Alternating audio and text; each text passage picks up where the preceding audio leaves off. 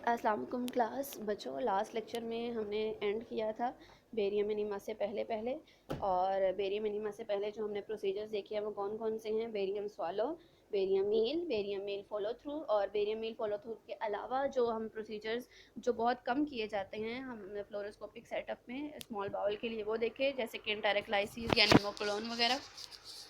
अभी हम स्टार्ट करने जा रहे हैं बेरियम एनीमिया। बेरियम एनीमा किस लिए करते हैं, क्या इसकी इंडिकेशंस हैं? तो इंडिकेशन इसकी ये है कि अगर रेक्टल ब्लीडिंग है, पॉलिप्स आपको नज़र आए हैं, उस पेशेंट की प्रोक्टोस्कोपिक एग्जामिनेशन पर। प्रोक्टोस्कोपिक एग्जामिनेशन क्या होती है? प्रोक्टोस्कोप एक ऐसा इंस्ट्रूमेंट है जिस पर जो है वो जो आप इंसर्ट करते हैं रेक्टम में, और उससे जो है वो देखा जाता है रेक्टम एनल कनाल में आप उसको इंसर्ट करते हैं प्रोक्टोस्कोप को, और उससे जो है वो एग्जामिनेशन की जाती है। तो इस तरह की एग्जामिनेशन को हम प्रोक्टोस्कोपिक एग्जामिनेशन कहते हैं। अगर इस एग्जामिनेशन पर पॉलिप्स नज़र आ रहे हैं तो फिर जो है वो बेरियम एनीमा की तरफ जाया जाता है। चेंज इन बाउल हैबिट्स, जिसकी वजह से वेट लॉस हो रहा है, या फिर long standing inflammatory bowel disease, तो ये सब वो इंडिकेशन है जिनके वजह से आप बेरियम एनीमा करते हैं, या वो सब सिम्टम्स या साइंस हैं जिनसे आप जो है वो बेरियम एनीमा की तरफ जाते हैं। कॉन्ट्राइंडिकेशंस क्या हैं? परफोरेशन है, टॉक्सिक मेगाकोलोन है, एक्यूट कोलाइटिस है यानी कि एक्यूट इन्फ्लेमेशन हुई है, डायवर्टिकुलाइटिस, डायवर्टिकुलम पार्ट होता है इंटेस्टाइन का, अगर उसकी इन्फ्लेमेशन हो जाए, रिसेंट रेक्टल और कोलोनिक सर्जरी। तो इन सिचुएशंस में बेरियम एनीमा नहीं करना।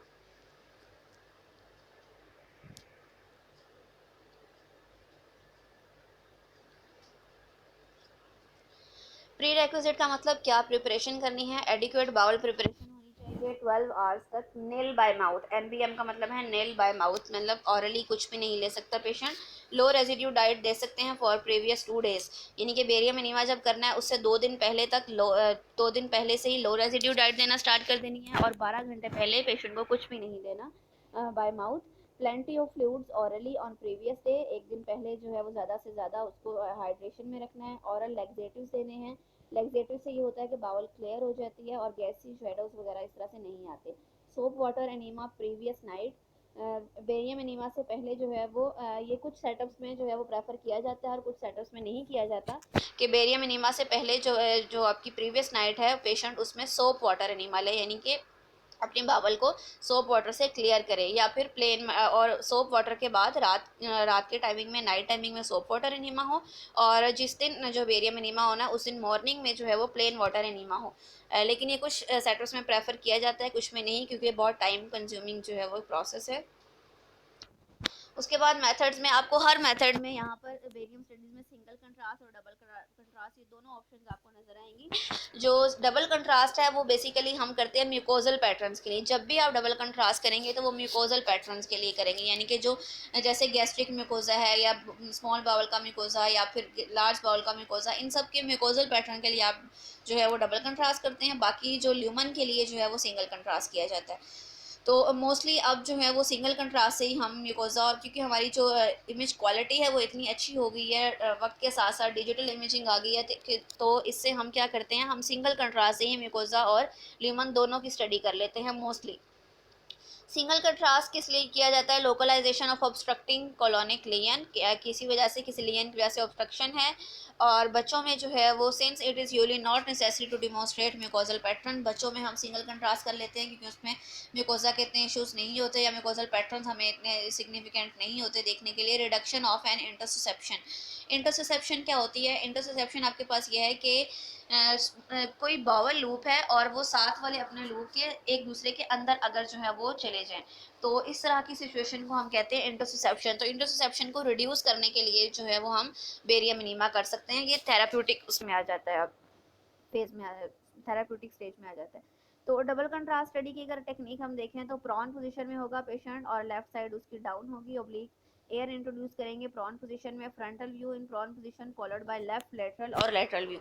तो इस तरह से ये व्यूज़ आपने प्रॉन पोजीशन में अपने पेशेंट को लेटाना है, और प्रॉन पोजीशन में पेशेंट की पोजीशनिंग के बाद आप जो है वो एयर जो है वो एंटर करेंगे, और उसके बाद आपने जो है वो डिफरेंट व्यूज़ ले लेने हैं डिफरेंट स्ट्रक्चर्स के लिए। Okay.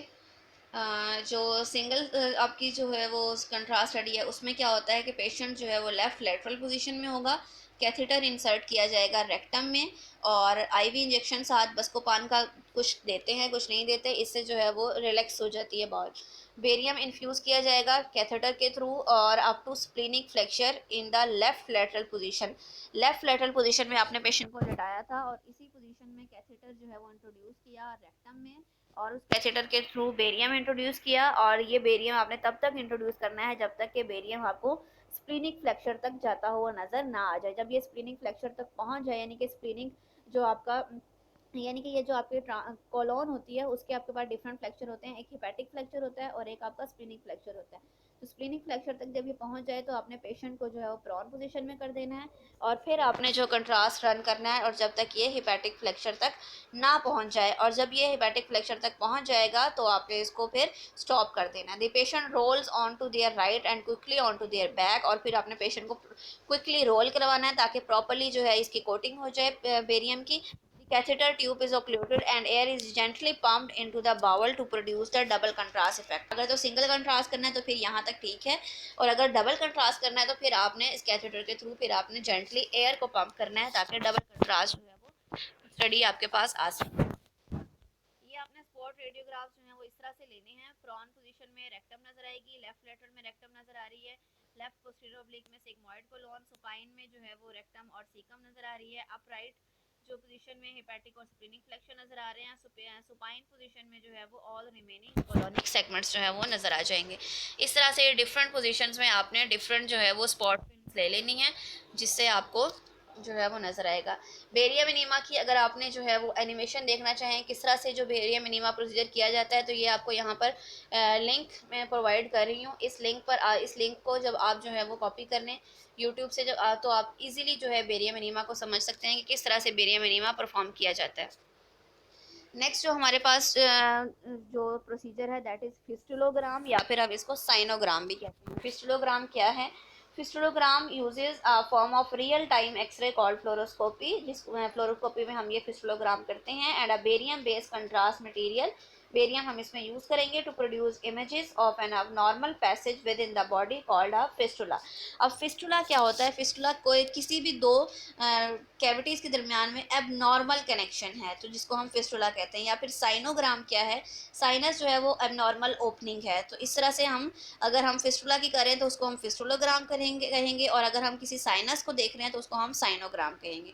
Similarly, a sinogram assesses an abnormal passage called a sinus that originates or ends in one opening, often on the skin। ये opening जो है वो बाज़-औक़ात या mostly जो है वो skin पर आकर open हो रही होती है। Both examinations are used to assess and diagnose the size and shape of fistulas and sinuses। ये प्रोसीजर जो है वो हम देखते हैं किस लिए करते हैं? फिस्टुला का साइज देखने के लिए या साइनस का साइज देखने के लिए, या फिर इन दोनों की शेप को असेस करने के लिए।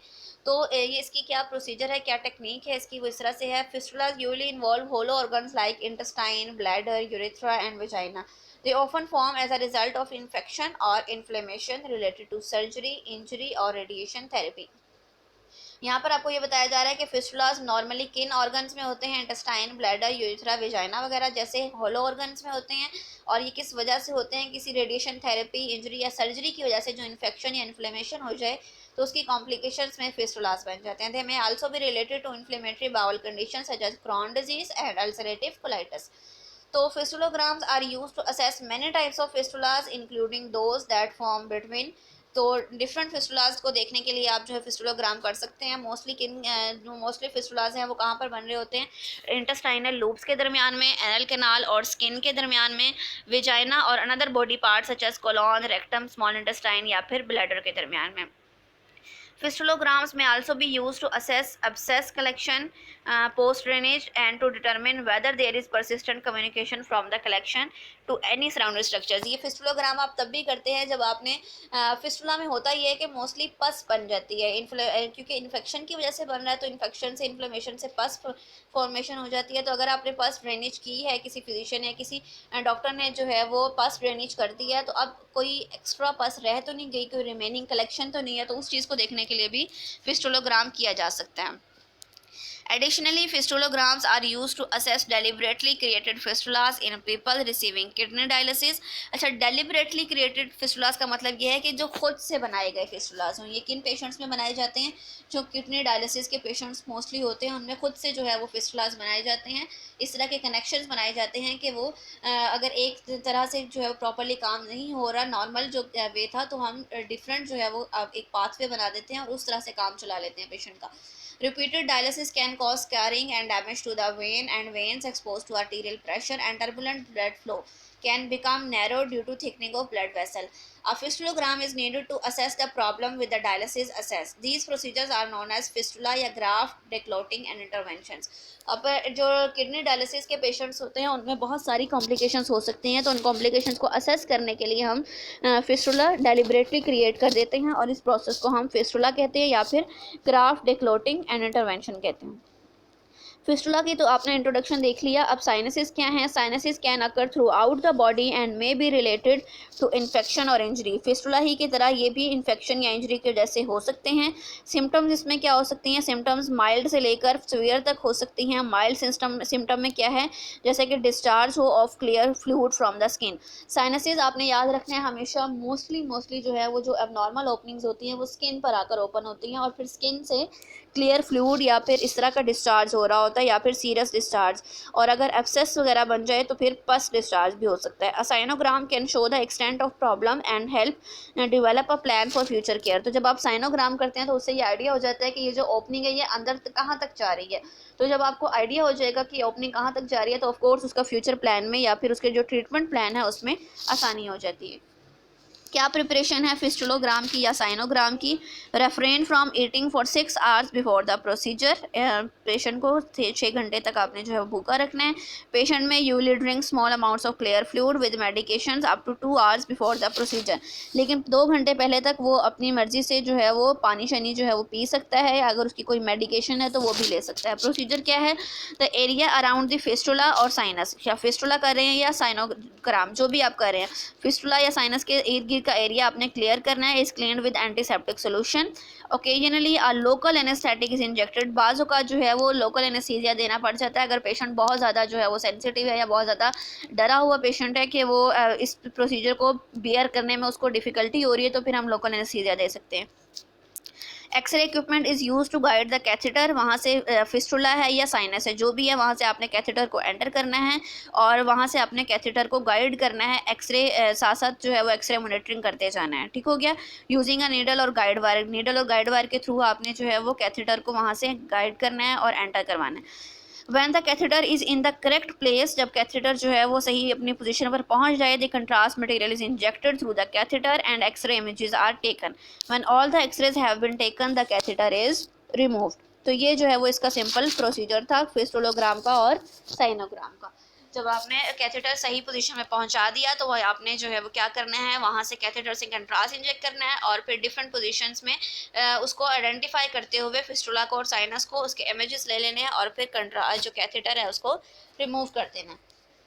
वेरियम स्टडीज में लास्ट जो आपका प्रोसीजर है दैट इज लूपोग्राम. लूपोग्राम क्या होता है? अब loopogram is a fluoroscopic study of an ileal conduit which is a type of urinary diversion. अब लूपोग्राम आपके पास ये होता है कि कुछ पेशेंट्स इस तरह के होते हैं कि जिनमें यूरिनरी जो पाथवे होता है वो डिस्टर्ब हुआ हुआ होता है. नॉर्मली यूरिनरी पाथवे डिस्टर्ब हुआ हुआ होता है तो हम क्या करते हैं, जो सर्जरी के थ्रू सर्जन क्या करता है कि एक एक्स्ट्रा पाथवे बना देता है आईलियम के थ्रू, जिसको हम कहते हैं आइलियल कंडूट. या फिर यूरिनरी के अलावा बाज़ औक़ात ऐसा भी होता है कि अगर इंटेस्टाइन में कोई इशू हो जाए और इंटेस्टाइनल सर्जरी करनी पड़ जाए तो ऑफ कोर्स इंटेस्टाइन फ़ौरन से हीलिंग में नहीं जा सकती. तो क्या होगा, उससे पहले वाला जो भी इंटेस्टाइनल पार्ट जो सर्जरी में जो है यूज़ हुआ था, सर्जरी जिसकी पार्ट की गई थी, उससे पहले वाले पार्ट को फिर हम बॉडी से बाहर जो है वो थोड़ा सा निकाल देते हैं, जिसको हम आइलियल कंड्यूट कहते हैं. ठीक है, कंड्यूट बेसिकली कहा जाता है. अगर यूरिनरी पाथवे में डिस्टर्बेंस है तो वो आइलियम के लेवल पर होगा तो उसको हम आइलियल कंड्यूट कहते हैं. और अगर इंटेस्टाइन में कोई भी इशू है तो वो इंटेस्टाइन का वो पार्ट जो है वो पेशेंट की बॉडी से थोड़ा सा बाहर निकाल दिया जाता है, जिसको हम कंडूट कहते हैं. और फिर वहाँ से जो है वो स्टडी की जा सकती है जिसको हम कहते हैं, जिस स्टडी को हम कहते हैं लूपोग्राम.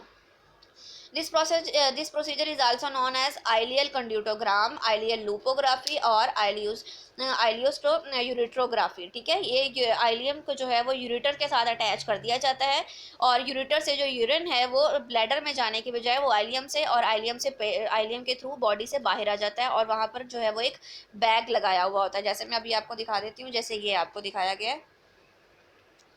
ये किडनीज हैं और ये यूरेटर हैं। ये ब्लैडर जो है वो रिमूव हुआ है किसी पेशेंट का किसी भी वजह से, तो क्या किया गया, ये दोनों यूरेटर्स को आइलियम के साथ जो है वो अटैच कर दिया गया और फिर आइलियम का एक पार्ट बॉडी से बाहर निकाल दिया गया। ये आइलियम का पार्ट है, ये जो आपको रेड रेड नज़र आ रहा है, ये बॉडी से बाहर निकाल दिया और साथ में यूरिन बैग अटैच कर दिया जाता है। तो फिर इस तरह से जो है वो यूरिन ड्रेनेज हो रही होती है पेशेंट में, उसमें जिसमें ब्लैडर रिमूव कर दिया जाए। तो इस तरह की स्टडी को अगर हमने इस आइलियल कंडक्ट के थ्रू अगर हम स्टडी कर रहे हैं तो उसको हम कहेंगे लूपोग्राम या फिर आइलियल लूपोग्राफी या फिर जो है वो हम आइलियोस्टो यूरेट्रोग्राफी भी कह सकते हैं। It is a retrograde study in which contrast is injected विया एंटीरियर एब्डोमिनल वॉल स्टोमा। ये इसको हम स्टोमा भी बोलते हैं, ये जो आइलियल कंडक्ट बाहर निकला हुआ है इसको हम स्टोमा भी बोलते हैं और इसको हम स्टोमा बैग भी बोलते हैं, यूरिन बैग को। तो इस स्टोमा के थ्रू जो है वो कैथेटर एंटर किया जाएगा। The stoma is initially catheterized with a urinary catheter to allow access और सीरीज उस कैथेटर के थ्रू फिर जो है वो कंट्रास्ट इंजेक्ट किया जाता है और फिर डिफरेंट पोजीशंस में या डिफरेंट जो है वो इमेजेस लिए जाते हैं। Series of images are taken in a number of positions to assess the conduit. In the majority of cases a post operative structure being the chief clinical concern. वो कह रहा है यहाँ पर ये बात हो रही है कि सर्जरी के बाद मोस्टली जो है वो पोस्ट ऑपरेटिव स्ट्रक्चर बन जाता है। पोस्ट ऑपरेटिव स्ट्रक्चर ये होता है कि सर्जरी के बाद कोई एरिया नैरो हो जाता है, तो उस नैरोइंग को असेस करने के लिए जो है वो हम लूपोग्राफ जो है मोस्टली कर रहे होते हैं। It is typical to observe contrast entering the ureters during the procedure.